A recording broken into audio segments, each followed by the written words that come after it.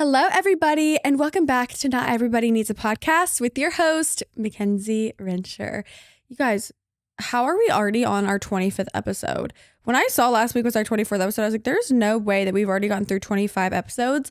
Then I started thinking about it, and I was like, you know what? It has been 6 months since I started. I started in December, and it's just crazy. I feel like time has flown by. I always love hearing what you guys are thinking about it. I love getting your suggestions. I'm still definitely learning what it looks like to film one of these every week. I like to have different people on and stuff like that, but a lot of times the people that I want to have on live in a different state, and so it takes some time to get that worked out. And I really wanted to establish episodes with just me or just me and Darian, or even just like family members and friends before I started having on some other guests, but that is in the works. And I think that you guys are going to like some things that we do have coming up. So thank you guys for watching every week, because I would not be able to still do this if no one was watching. So I appreciate you guys for listening. And anytime I see you guys out and you guys are like, I love the podcast, it makes me so emotional, because I really do try to work hard on this. And I don't know, it just makes me happy that anyone would listen. So thank you guys for watching or listening every week. You guys, I usually have a drink in my hand for my episodes just because I'm just like a drink girl. Like I was like, maybe I'll make a coffee, and I was drinking some Armor before this. I cannot drink out of a straw right now, guys. Not that I can't, but like my Botox is Botoxing. I have gotten a lip flip like 3 or 4 times, and it's normally pretty fine. And I always like to, if you guys are watching, you guys can see I'm like still moving my face. Like I don't ever get it to where I can't move my face. And it's usually not an issue because I like to have facial expressions. And I got lip flip because I dissolved all of my filler, like, I guess not last year. Yeah, I guess last year, in between babies, I dissolved my lip filler. I got 2 sessions. I'm sure there's still some in there. Anytime I tell people I dissolve my lip filler, I always get the hate comments that are like, you definitely still have some in there because your lips are not as small as they were before. I'm like, okay, you're probably right. You probably would take like 4 sessions to get it all removed. But for the most part, I got all of it taken out. So I was like, you know what? I'm just going to do lip flips. And I like the way that they look. But every time I somehow get amnesia and forget that the first few days where it really starts to settle, you just like, your lip is locked up. Okay. Like whenever I go to brush my teeth and I try to spit, it's so hard. Or if I try to drink out of a straw, I'm fighting for my life out here. And this is your reminder that if you are going to get a lip flip, the first like week or so, it's pretty strong. But the more you move your lips, obviously it goes. Like my other parts of my face probably last like 2.5, 3 months. And I only get it like every 3 or 4 months. But goodness, for some reason this time I am like fighting for my life to drink out of a straw. And so I opted for no drink today because I didn't want to embarrass myself and be like drooling everywhere. Like, hello. This past weekend, we had so much fun. We had multiple different things going on. Darian's softball game was on Sunday, and he actually did pretty good the last half. We came a little bit late. I took Beckham, and first of all, we'd like prepared her like, oh, we're going to go watch Daddy play baseball. This is going to be fun. And for some reason, whenever we first got in there, she saw, I was like, oh my gosh, I see Daddy. Do you see Daddy? And I was pointing, and he saw us and started waving at us because there was only like 10 people there, which is unfortunate because it was a charity event. But he was waving at us, and she was like, Daddy, I want to give Daddy a hug. And she really had a breakdown. She did not understand that he was going to be in the actual baseball arena. Also, she's never even seen baseball, so maybe she was just confused about it altogether. But she had a hard time when we first walked in. But as we got settled and my mom came, so she had her manna. She was fine, and then she got really infatuated with the game. Like she really was watching it all happen. Like she was sitting still, she was watching, she was locked into the game. She was kind of going up and down because my mom would take her to the first row. Me and my friends were sitting a little bit higher. So she was going back and forth between us, and she had such a good time. I think that she thought that Darian may be trapped in there because the net kind of makes it look like a cage. So he's just down there running around with all his friends in a cage. I think she was just confused, but she had the time of her life. And then before that, on Friday was my movie night. Oh, no, I lied. Saturday was my movie night. You guys, we had so much fun. We ended up doing, if you guys watched last week, then you know we were having a big debate on like what movie we were going to watch or whatever.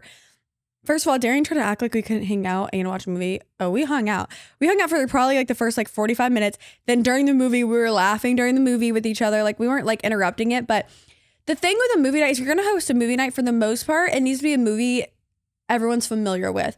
So Mackenzie Galloway is the movie queen. She has seen every movie on earth and she just dissects it. She's just very into movies.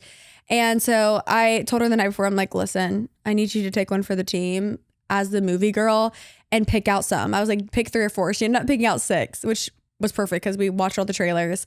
And we went with the nostalgic Cinderella story. Ugh, you guys go rewatch that. If you're listening to this, you have to go rewatch that. That is the most iconic movie. And it just really takes you back to the good old days. Now, was I 4 years old when that came out and I actually had no idea what was going on? Yeah, it came out in 2004. So I was 4, almost 5. And I don't think I actually saw it for like 5 years later, but it's just such a good movie. It just reminds you of childhood. It reminds you that love conquers all. It's a classic. It really, really is. So yeah, movie night was so fun. I think it was only like 6 or 7 of us. I had all the candy set out. You guys can go watch my vlog of me setting everything up. I posted on TikTok and I think I posted on YouTube Shorts as well. So you guys can watch it on there too. But the setup ended up being so cute. We had the most fun eating popcorn, slushies, the whole 9. It was very fun. I need to give you guys like a breakdown of how I host and what I do. My thought process, I guess, behind hosting. One, I really believe you do have to love hosting. I have some friends that they just don't love hosting. They don't offer to host. And I think that's totally fine.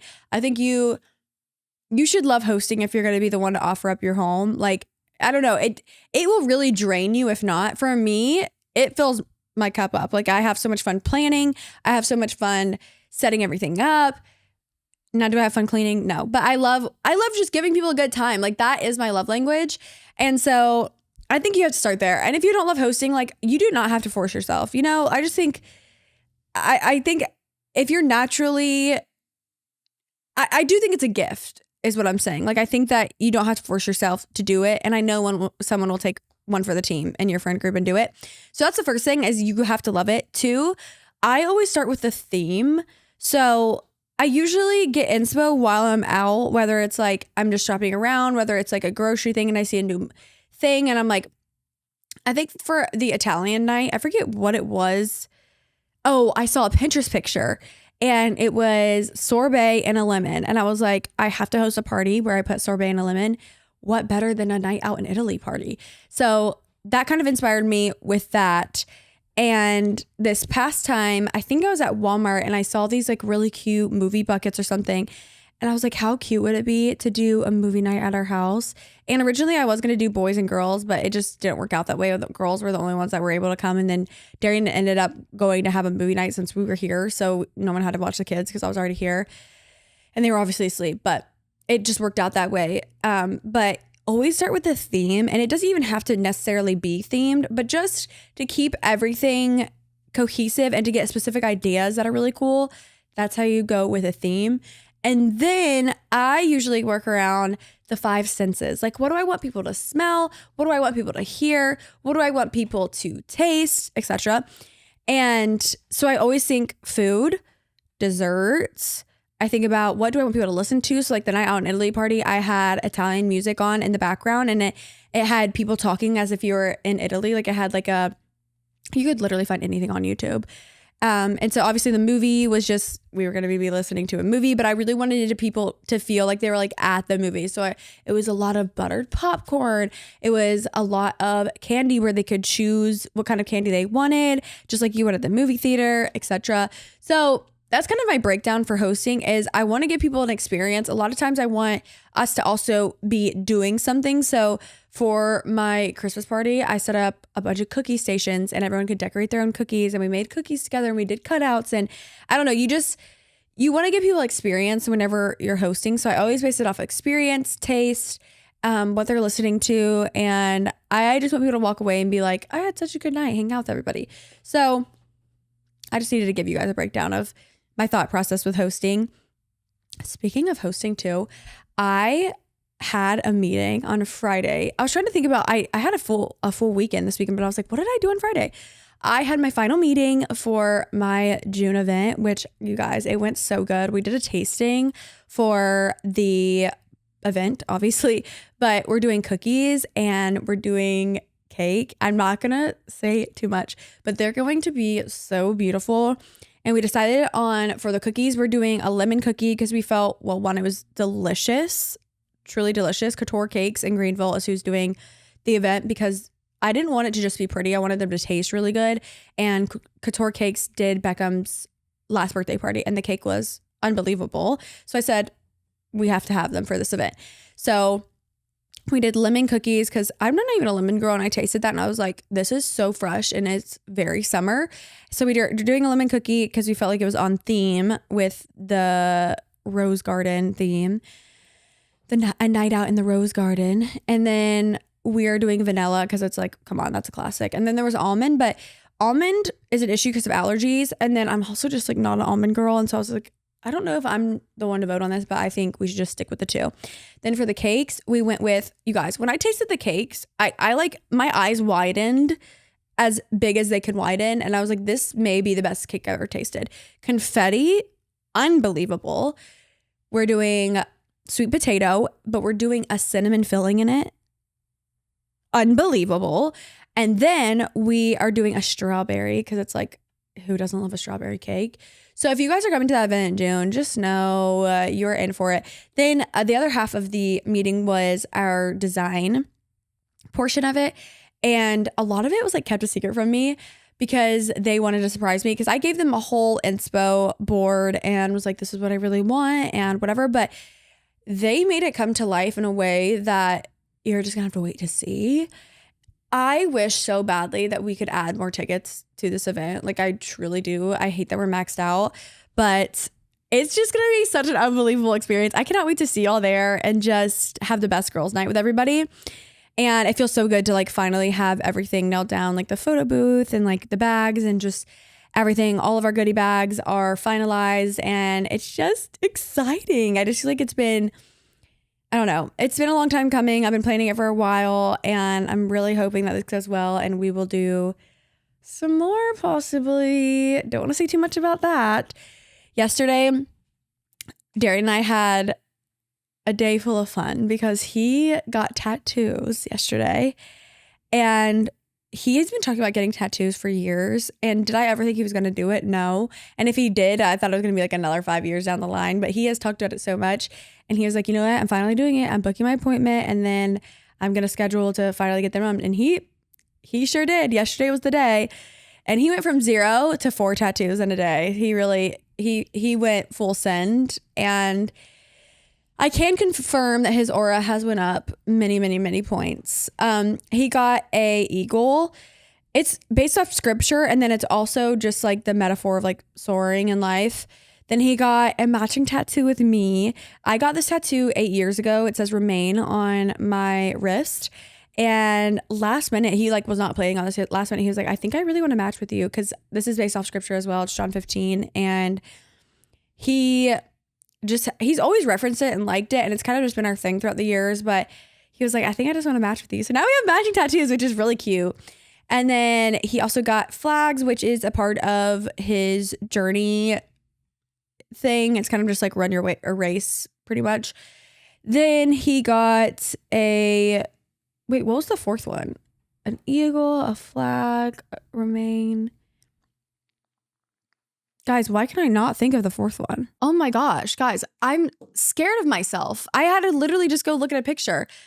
See, this is where my brain fog comes into my life. And I'm like, am I okay? It's a freaking cross. Obviously, he got the cross. And it's also cohesive on his arm. And he wants to do many more. He wants to get a sleeve, but he wants them to be like spaced out. Like he doesn't want it to be a full like shaded sleeve.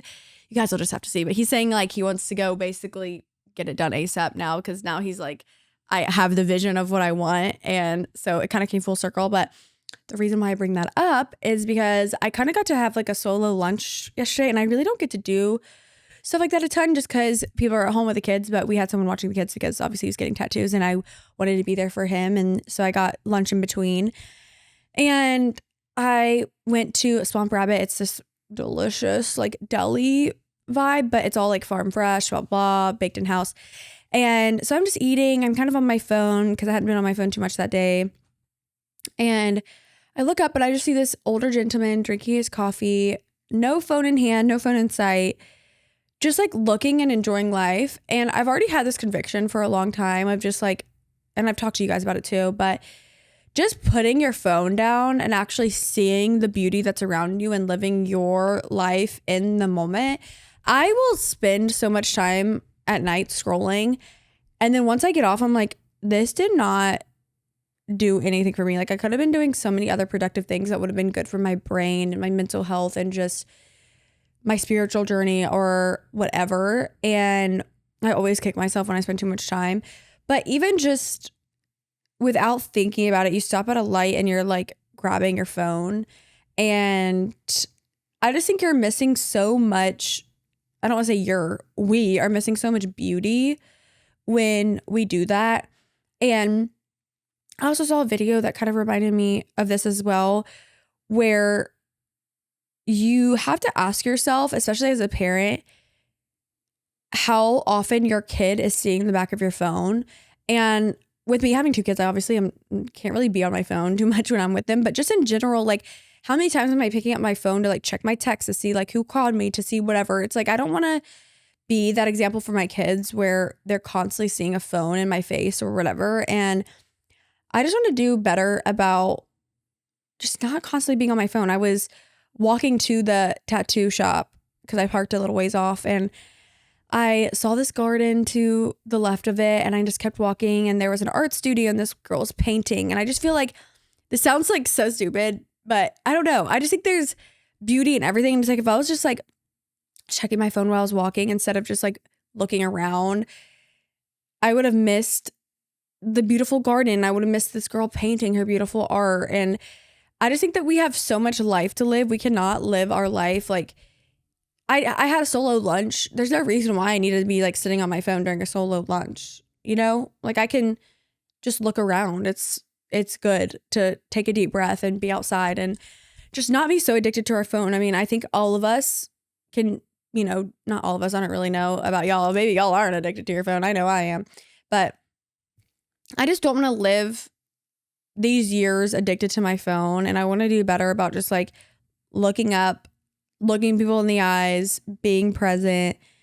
And thank you to that old man who sat and drank his coffee, because it was a good reminder of not being addicted to my phone and having to constantly look at it.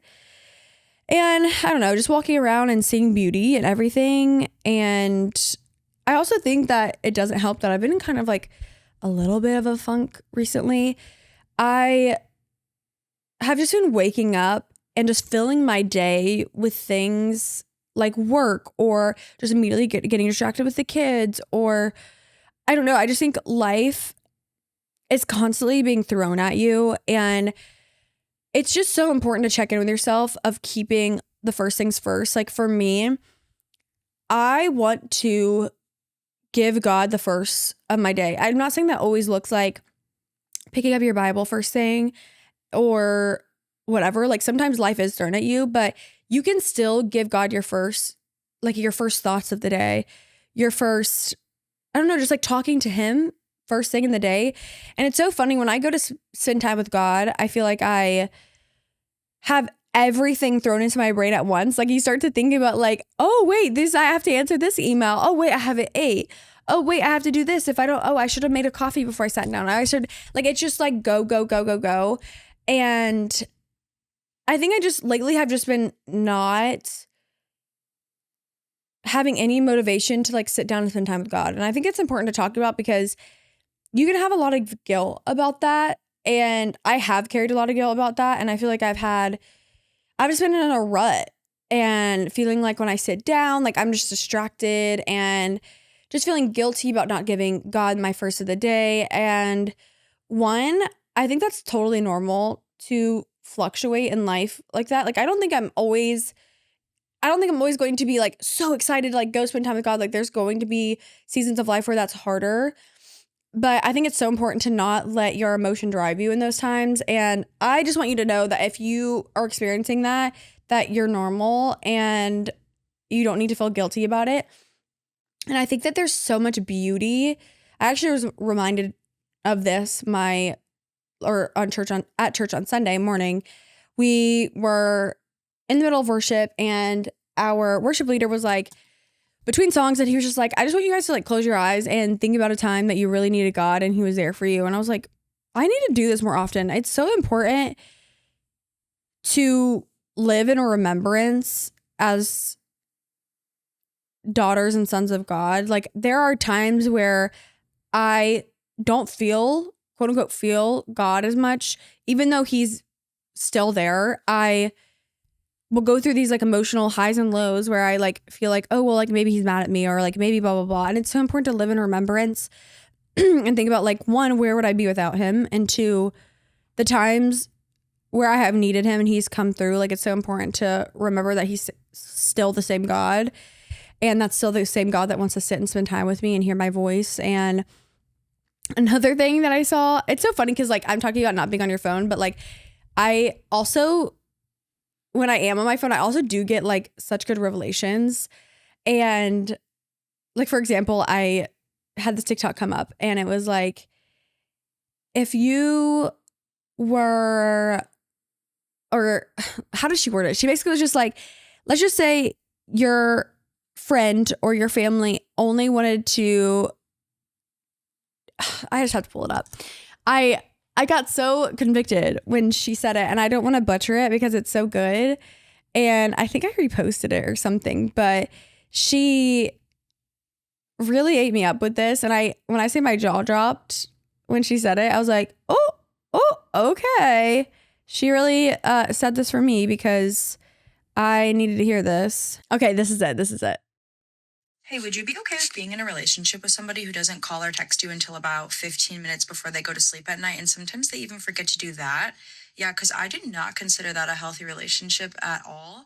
So why do we do that with God? When I say my mouth dropped and I was like, oh, because I thought that she was going to go on a tangent of like, yeah, that's what my boyfriend does or whatever. And I was like, oh, that is so crappy. And then I was like, wait, that is how I handle my relationship with God. Sometimes I'm like, I'm getting through the day. I'm doing what I need to do. I'm thinking about what I need to think about. I'm getting distracted. I'm doing whatever. And then at night, I'm like, love you. You know how I feel about you, God. Night. And it's like, we really are called to be in continuous prayer, and which really just means like continuously talking to God. If you read the Psalms, sometimes them quote unquote praying, aka talking to God, is literally them being like, hey, I'm mad at you and you forgot about me. And then the next psalm, they're like, I love you, Lord. You are my everything. You have caused me to sit down by still waters and blah, blah, blah. Like, it's just so funny because that really is our relationship with God. It's like ever flowing and he wants to hear your thoughts. He already knows them. So it's like he wants you to invite him in on your thoughts. And I don't know. I just want to do better about remembering and not being so emotional, and also remembering that like not only does God, he doesn't remember our sin. Like he's not sitting there and tallying things up. Like he literally does not see us as that. He's not sitting there being like, you didn't spend time with me yesterday. Oh, here she goes, not spending time with me again.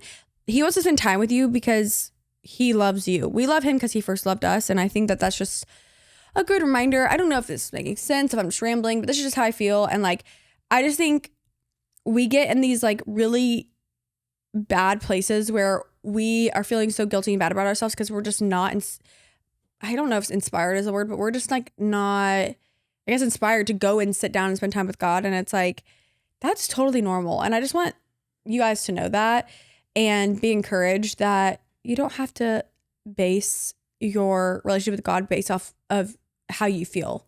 And I think that's just goes for relationships in general.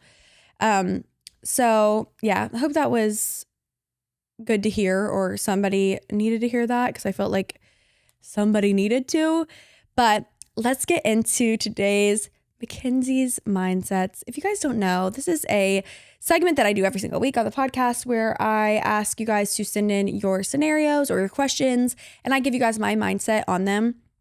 You guys can DM them to me on whatever platform, and I we'll get back to you, or you can comment it. But a lot of people like it to be anonymous, so it's always anonymous. But just so you know, I see them and I will get to them eventually. And I need you guys to send them in, or else we're not going to have any questions. So send them in and I will get to them. Today's first Mackenzies Mindset. I am 26 years old and I got engaged to my college sweetheart in November of 2024. We had been together for 6 years when we got engaged. My little sister, who is 21 and is graduating college next month's boyfriend, just texted my parents asking them to meet for dinner. We know he is meeting to ask for their blessing to marry my sister. I'm not getting married until June of 2026, and I live in the Midwest and wanted to wait for a warmer month, a lot of weekends next spring, blah, blah. My sisters and my mom and I always agreed that if one of us was engaged, we would let that sister have their mom and their moment and not get engaged or married at the same time and steal their thunder. Now, my other sister and my mom don't think it's a big deal considering the circumstances. Am I being selfish, or am I justified in wanting her to wait to be engaged until after I am married, even if that means waiting 14 more months? Struggling. Girl, I know this is going to be hard to hear. And I don't want to be the one to say it, but you did ask me for Mackenzies Mindset, okay? You did ask me. My mindset is that it's not taking away from you at all. I think respectfully, sister, I do love you, and I'm saying this with kindness. It's a little bit selfish. I know you said that you guys decided that you're going to wait, but it sounds like to me like life just sometimes does not work out that way. And I don't think it's fair for her to have to wait another almost year and a half to get engaged just because you guys talked about possibly waiting until that. And I just think sometimes timelines overlap, and I don't think it takes away from you at all. And I think this is kind of where you have to ask yourself, like, okay, what about this is making me feel insecure, and kind of dig deep of like, why am I so against this? Because at the end of the day, I think you can be happy for your sister and not steal your thunder at all. Like, I think just be happy for her. You're still going to have your moment, girl. Like, she's not going to be married before you. So it's like, you're going to have your whole wedding moment. Sure, she'll be planning her wedding, but like for the most part, you're not really going to have to worry about any of that. And like, just focus on like, I'm so thankful I get to get married. I'm so thankful that my sister gets to get married, and it's not taking away from either one of us. Like, you both will be celebrated just as much as you would if it was just like a solo moment. And maybe just dig a little deeper of like why that may be upsetting you. And I think it's totally valid, because I've definitely had times in my life where I may be sharing a certain season with somebody and I'm like, well, now I feel like people don't care about my season as much because we have to share. And it's just like, that's not how people think. People are not like, oh, so-and-so's getting married. That means now her sister's also getting married and we have to split how happy we are for each other. Like, no, they're going to be equally happy for the both of you. That's just my take. I hope that is encouraging to you and you don't feel like bad about being upset about it. I really don't think that you need to feel bad about it. I just do think maybe let's dig a little deeper and see why that might be upsetting you as much as it is. And I think just let that girl get engaged and just like work on being happy for her. Second, Mackenzies Mindset. Hey, growing up with parents who did not necessarily have the best marriage, was it hard for you to love the idea of marriage and change your perspective on it? I'm currently having doubts that I want to get married and have always seen it as a bad thing because of my parents' marriage. How did you get over that? Also, how do you overcome the toxic relationship mentality? I'm currently with a very healthy person, but I've always been with toxic people. I'm finding it hard to accept this healthy relationship because at times I think it's quote unquote boring, when in reality, it's just healthy.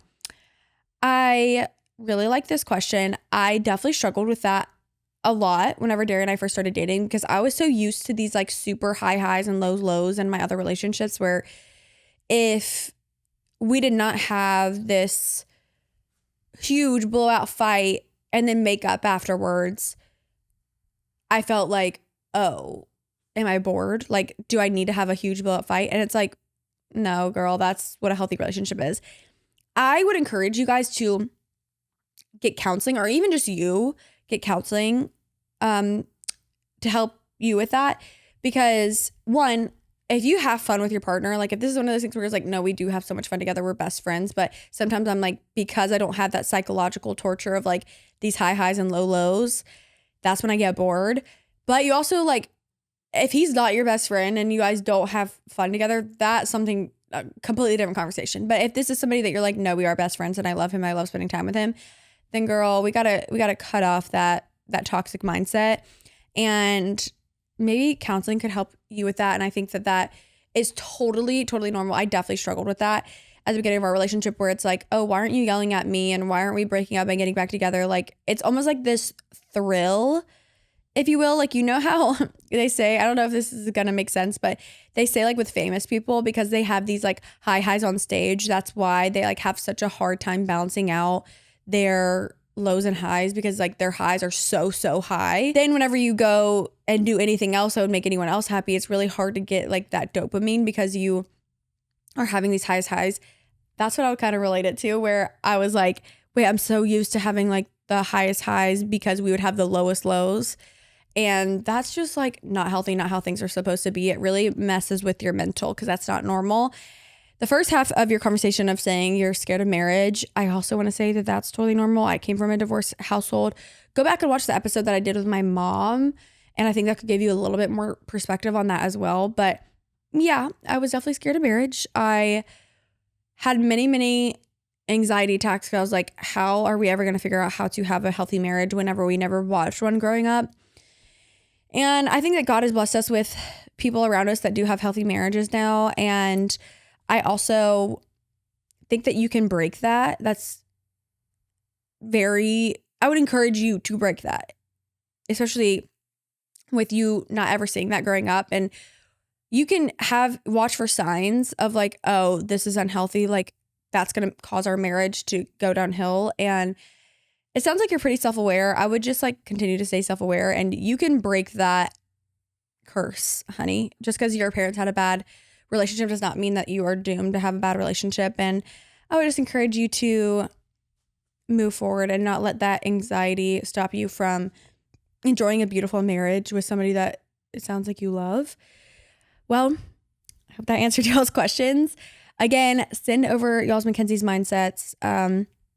I'm going to cut today's episode short. I went to the pool earlier with Beckham, and I feel like I like need a coffee so desperately. I'm so tired.